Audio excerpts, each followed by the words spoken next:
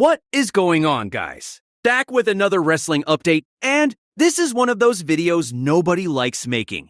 WWE releases are back again, and a lot of names have already been let go. Some are shocking, some are frustrating, and some honestly make no sense at all. So let's get into the biggest names and why this latest release wave feels like such a mess. First up, KAIRI SANE. This might be the most baffling release of the bunch. KAIRI was being used regularly, having strong matches, and still felt like an important part of weekly television. On top of that, fans were actually invested in her story. There was real interest in the tension around her, Asuka, and Io Sky, and people were waiting for that eventual payoff. Instead, it just ends here. That is the frustrating part. When fans buy into a story, they expect some kind of conclusion. Sometimes it feels like a storyline can vanish overnight, and that is exactly what happened here. Next up, Aleister Black and Zelina Vega. This is another one that is hard to understand. These were not background names doing nothing.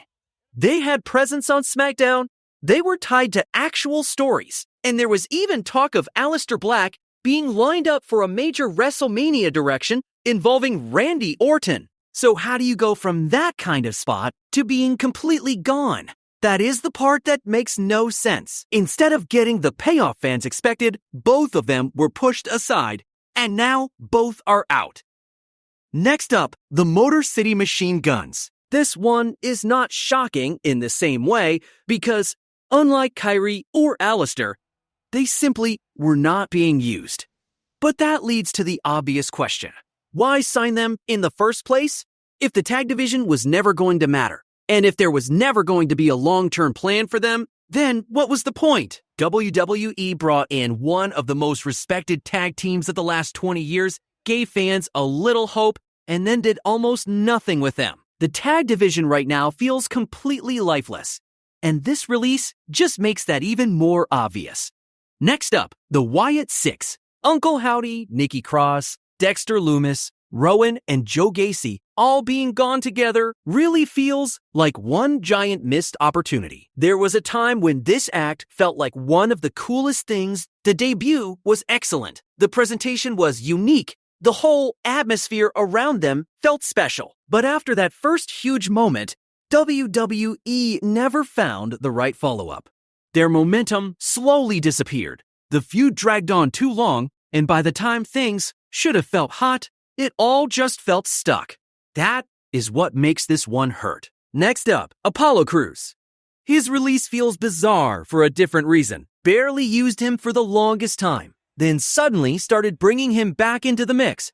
Gave him matches, gave him some screen presence again, and then released him anyway. That life cycle makes no sense. Usually when somebody survives multiple release waves while doing very little, you assume maybe there is still a plan. But in Apollo's case, he survived while not being used, only to get released once he finally was being used again. Next up, Zoe Stark. This one is a real shame because there was still a lot she could have offered. Zoe suffered one of those nasty injuries that people do not easily forget, and it felt like there was genuine curiosity about what her comeback could have looked like, especially now. With more opportunities in the women's mid-card than there used to be, it felt like there was room for someone like her. She had skill, intensity, and a style that could have added something to that division. Instead, she never even got the chance to come back and prove herself again. Next up, Alba Fire. This release is interesting because she had at least been part of something visible. With Chelsea Green being so over, it felt like that whole act still had a little life left in it. So now with Alba gone, it also raises questions about what this means for Chelsea. Does this reset that presentation? Does it force a character shift? Because whether people loved it or not, Alba had become part of that on-screen identity. Next up, Santos Escobar.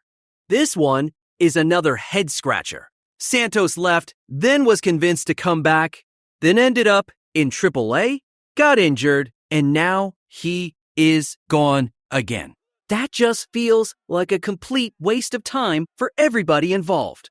If WWE wanted him back badly enough to re-sign him, then what changed so quickly? Why make that effort only for it to end like this? And that is really the bigger theme with this release wave. It is not just that people got cut.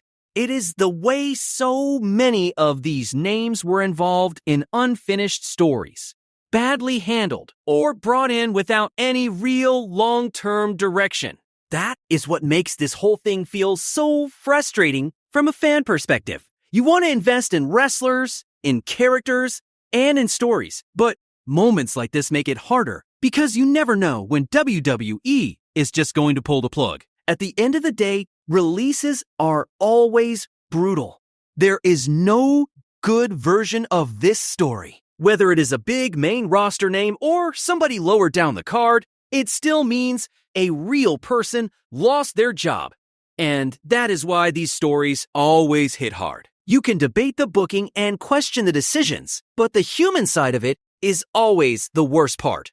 So for now, all you can really say is this latest round of releases feels messy, confusing, and full of missed opportunities. And for the names involved, hopefully this ends up being the start of something better somewhere else.